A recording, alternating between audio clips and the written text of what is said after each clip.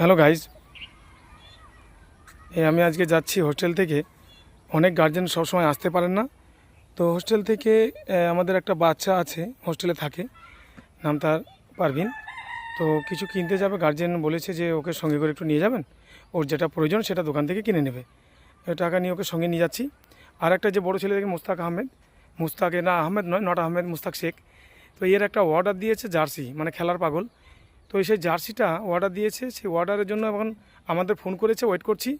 Just আমরা high রোডে, এখন 34 নম্বর জাতীয় সড়ক, এখন বর্তমান যেটা 12 নম্বর হয়েছে, ওখানে আমরা ওয়েট করছি। অর্ডারটা আসলে ওকে অর্ডারটা দিয়ে দেবো, আর বাকি আমরা অন্য কাজ ছেড়ে তারপর ফিরবো। চলুন দেখি।